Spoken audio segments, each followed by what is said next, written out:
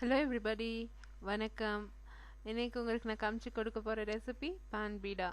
பான்பீடா ரொம்பவே simple and easy ரெசிபிங்க. நான் எனக்கு தெரிஞ்ச அளவுக்கு நான் செஞ்சுருக்கேன். நான் ஒன்றும் எக்ஸ்பர்ட் ஒன்றும் இல்லை இந்த ரெசிபியில். எனக்கு தெரிஞ்ச அளவுக்கு நான் செஞ்சுருக்கேன். ஃபஸ்ட்டு அந்த வெத்தலை எடுத்து க்ளீனாக ஒரு 2-3 முறை வாஷ் பண்ணிடுங்க. அது வாஷ் பண்ண பிறகு நம்ம அதை க்ளீனாக டவலில் கொஞ்சம் நல்லா அந்த வெத்தலையை தொடச்சி எடுக்கணும். ஏன்னா அந்த மேலே அந்த ஈரம் நிறைய இருக்கும். ஸோ அது க்ளீனாக அந்த தண்ணி கொஞ்சம் ஒரு அளவுக்கு இல்லாத மாதிரி பார்த்து தொடச்சி எடுத்துக்கணும். இப்போ அந்த வெத்தலை க்ளீனாக தொடச்சி எடுத்த பிறகு நம்ம அதை க்ளீனாக ஃபோல்ட் பண்ண போகிறோம். ஃபோல்ட் பண்ணிவிட்டு அந்த சென்டரில் அந்த காம்பு கொஞ்சம் நீட்டாக அது மடிக்கிறதுக்கு அவ்வளோவா ஈஸியாக இருக்காது. ஸோ கத்திரிக்கோல் வச்சு அந்த காம்பை கட் பண்ணி எடுத்துடணும். இந்த மாதிரி நம்ம கத்திரிச்சு எடுத்துட்டோம்னாக்கா அந்த காம்பை ஈஸியாக நம்மளுக்கு ஃபோல்ட் பண்ணுறதுக்கு ஆகும். ஸோ இந்த மாதிரி நம்ம க்ளீனாக அந்த வெத்தலையை கட் பண்ணி எடுத்தாச்சு. இப்போ அந்த வெத்தலை பின்னாடி பக்கம் நம்ம திருப்பி வச்சுட்டு அதை நம்ம இப்போ ரெடி பண்ண போகிறோம். என்ன பண்ணுறோன்னா கொஞ்சமாக சுண்ணாம்பு எடுத்துக்கிறோம் கையில். நல்லா ஃப்ரெஷ்ஷாக இருக்கணும் சுண்ணாம்பு கூட. கொஞ்சமாக சுண்ணாம்பு எடுத்துகிட்டு அந்த வெத்தலையில் கொஞ்சம் நல்லா அந்த சுண்ணாம்பெல்லாம் தடவிடணும். கொஞ்சமாக யூஸ் பண்ணுங்கள். அதிகமாக சேர்த்திங்கன்னா சுண்ணாம்பு வாயெல்லாம் கொஞ்சம் பொங்கிடும்.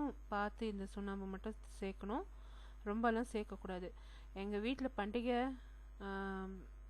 வேறு எதுனா ஸ்பெஷல் ஒகேஷன் இருந்துச்சுன்னா வெத்தலைலாம் வீட்டில் கூடிச்சுன்னா இந்த வெத்தலை பான் பண்ணுற வேலையே எனக்கு சின்ன பொத்துலேருந்து இந்த பான் பண்ணுறதே ஒரு பழக்கம். வீட்டில் அந்த வெத்தலை எடுத்துக்குவேன், கொஞ்சம் சர்க்கரை போடுவேன், கொஞ்சம் அந்த ஸ்வீட் பாக்கெல்லாம் சேர்த்துட்டு பான் பண்ணுறது உண்டு தான் வீட்டில்.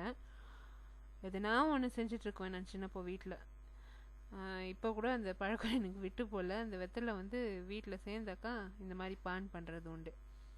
உங்கள் வீட்டில் என்னென்ன ஐட்டம்ஸ் இருக்கோ அதை வச்சு நீங்கள் பான் பண்ணுங்கள், ஈஸியாக பண்ணலாம். இப்போ அந்த வெத்தலையை க்ளீனாக மடித்து கோன் மாதிரி பண்ணுறேன் பாருங்கள். ஈஸியாக பண்ணுங்கள். அது ரொம்பவே ஈஸியாக உங்களுக்கு செய்ய வரும். வீட்டில் நீங்கள் ட்ரை பண்ணி தான் பாருங்களேன். இது உங்களுக்கு ஃபாலோ பண்ணுறதுக்கு முடியலன்னா என்னோடய ப்ளாக் விசிட் பண்ணி இந்த வெத்தலை ஃபோல்டிங் பார்த்துக்கோங்க. அதில் ரொம்ப ஈஸியாக நான் செஞ்சு காமிக்கிறேன். ஸோ அடுத்து இப்போ இந்த மாதிரி நல்லா க்ளீனாக அந்த கோன் மாதிரி மடித்ததும் ஸ்வீட் பாக்கு வீட்டில் இருந்தே இருக்கும். எல்லார் வீட்லேயும் ஸ்வீட் பாக்கு இருக்கும். அந்த ஸ்வீட் பாக்கு எடுத்து கொஞ்சம் அதில் சேர்த்துக்கோங்க.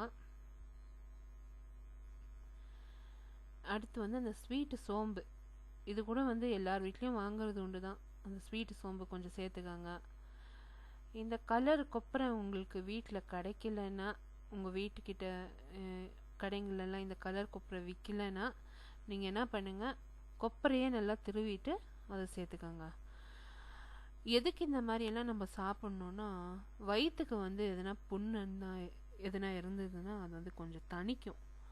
அடுத்து நான் சேர்க்க போகிறது குல்கந்து. எல்லார் வீட்லேயும் கண்டிப்பாக குல்கந்து வாங்கி வச்சுருப்பீங்க. ஸோ அந்த குல்கந்து எடுத்து யூஸ் பண்ணுங்கள். ஈஸியாக கொஞ்சம் ஒரு 1/4 ஸ்பூன் குல்கந்து போட்டுக்கிட்டிங்கன்னா வயிற்று கொஞ்சம் நல்லா புண்ணெல்லாம் ஆற்றும் அந்த குல்கந்து. எஸ்பெஷலி இந்த சம்மர் சீசனில் குல்கந்து எவ்வளோ சாப்பிட்றோமோ அவ்வளோ நல்லது.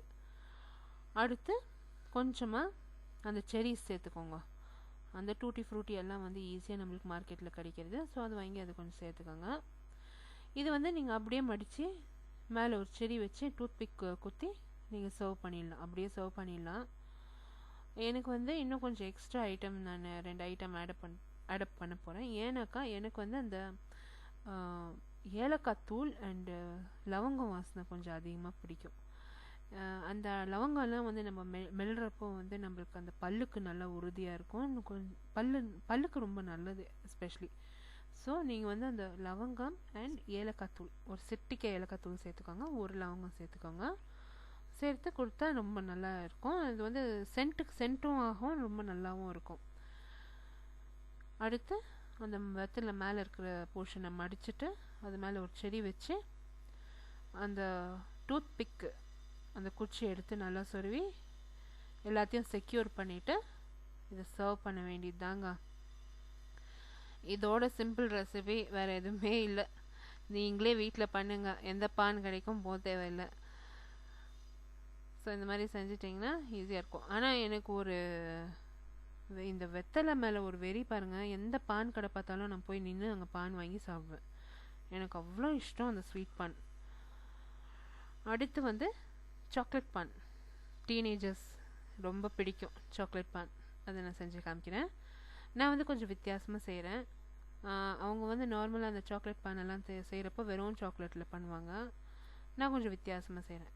அந்த வெத்தலையிலேருந்து அந்த நடு போகும் திருப்பியும் நல்லா எடுத்துடணும். அந்த காம்பு எடுத்துட்ட பிறகு கொஞ்சமாக நம்ம அது மேலே அந்த சுண்ணாம்பை பூச போகிறோம். ஆக்சுவலாக வந்து இந்த சாக்லேட் பானுக்கு வந்து ஒரு லேகியம் மாதிரி ஒன்று வச்சுருப்பாங்க. அது என்கிட்ட இல்லை. இருக்கிறதே வச்சு நான் ஐட்டம்ஸை வச்சு நான் அந்த சாக்லேட் பான் பண்ணேன். அடுத்து அந்த வெத்தலை அதே மாதிரி அந்த கோன் ஷேப்பில் மடிச்சிடணும். இது ரொம்ப சிம்பிளுங்க. நீங்கள் வந்து ஒரு வாட்டி ட்ரை பண்ணிங்கன்னா ஈஸியாக வரும் உங்களுக்கு. க்ளீனாக அந்த கோன் ஷேப்பில் மடிச்சிட்ட பிறகு நம்ம என்ன பண்ண போகிறோம், அதில் வந்து கொஞ்சமாக அந்த பாகை சேர்க்க போகிறோம். அடுத்து கொஞ்சமாக அந்த குல்கந்து சேர்க்க போகிறோம். கொஞ்சமாக சோம்பு, அந்த ஸ்வீட் சோம்பு சேர்க்க போகிறோம். அந்த தேங்காய் திருவி வச்சுருக்க தேங்காய், கொப்பரை தேங்காய் சேர்த்து இது மேலே அந்த சாக்லேட்டை வச்சு நம்ம சுற்ற போகிறோம். பாக்குக்கு பதில் அவங்க சாக்லேட் வைக்குவாங்க. அதுதான் டிஃப்ரென்ஸே. நான் வந்து சாக்லேட் சிப்ஸு கடைசியில் சேர்க்குறேன். அவங்க வந்து பாக்குக்கு பதில் சாக்லேட் வைக்குவாங்க. நீங்கள் வந்து பாக்குக்கு பதில் சாக்லேட் வைக்கணும்.